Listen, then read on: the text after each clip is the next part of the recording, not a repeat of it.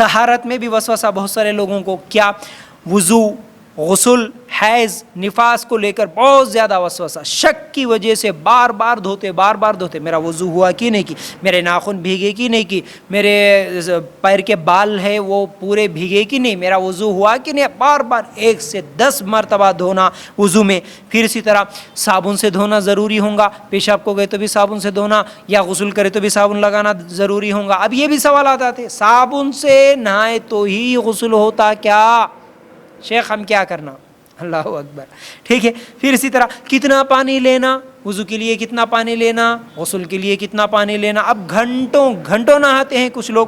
پھر اسی طرح پیشاب کا خطرہ نکلا ہوگا، یہ بھی وسوسہ، میرے کپڑوں کو لگ گیا ہوگا، میرے پیر پہ اچھلا ہوگا، پھر اس طرح کا وسوسہ. پھر اسی طرح ہوا خارج ہوئی ہوں گی، ہاں نماز پڑھتے پڑھتے ہوا خارج ہوئی ہوں گی، یا وضو بنانے کے بعد ہوا خارج ہوئی ہوں گی، میرا غسل نہیں ہوا ہوگا.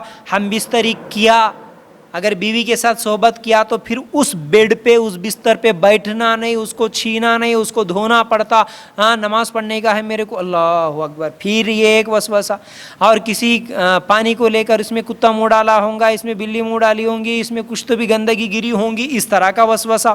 ٹھیک ہے. اب یاد رکھ لو اللہ کے رسول صلی اللہ علیہ وسلم نے کیا فرمایا، ابن ماجہ کی روایت، وضو میں جو شخص 3 دفعہ سے زیادہ دھوئے گا وہ نافرمان ہے. کیا ہے؟ نافرمان ہے. ہاتھ دھو رہے، لاسٹ اینڈ فائنل 3، کم سے کم 1 مرتبہ، زیادہ سے زیادہ 3، اس سے زیادہ دھونا نہیں ہے. ٹھیک ہے. یہ ترمذی کی روایت ہے. پھر نبی کریم صلی اللہ علیہ وسلم نے فرمایا، جب کوئی اپنے پیٹ میں ہوا محسوس کرے، اگر اسے شک ہو تو دوسرا وضو نہ کریں.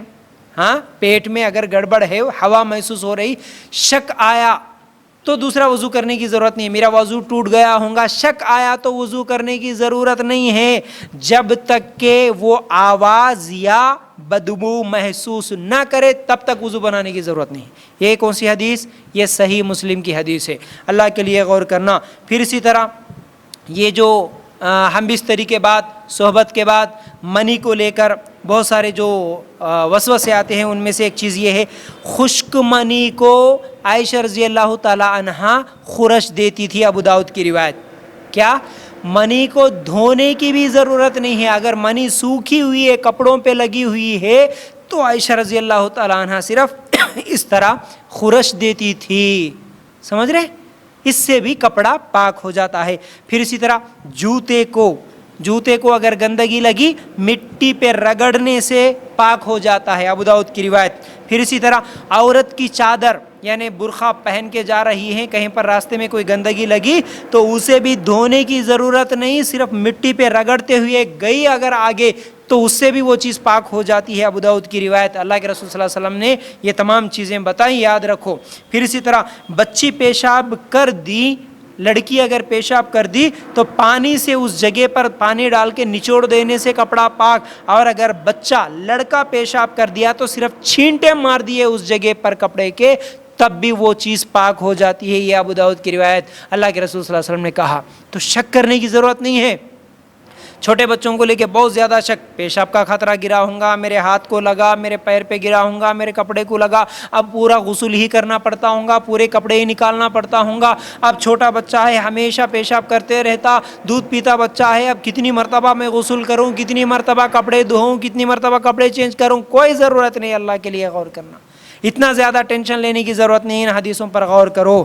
پھر اسی طرح ہم ٹرین میں سفر کرتے یا بسوں میں سفر کرتے یا پھر کبھی پارکوں وغیرہ میں جاتے ہیں، نماز کا ٹائم ہو جاتا ہے تو دل میں خیال نماز پڑھنے کا ہوتا ہے، لیکن ایک ڈاؤٹ، پتہ نہیں اس جگہ پر کون بیٹھا ہوگا، پتہ نہیں یہاں پر کتا آیا ہوگا، اس سیٹ پہ کون گندا آدمی بیٹھا ہوگا یا کوئی شرابی بیٹھا ہوگا.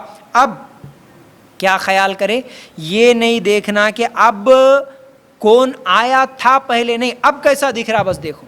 اب صاف دکھ رہا آنکھوں کو وہ سیٹ ٹرین کی یا وہ پارک میں جگہ آپ جہاں بیٹھے یا کھڑے آپ نماز پڑھنا چاہ رہے، اب صاف ہے بس کافی. آپ وہاں پر اب نماز پڑھ سکتے، بغیر جانماز کے بھی نماز پڑھ سکتے ہیں، جانماز بھی بچھانے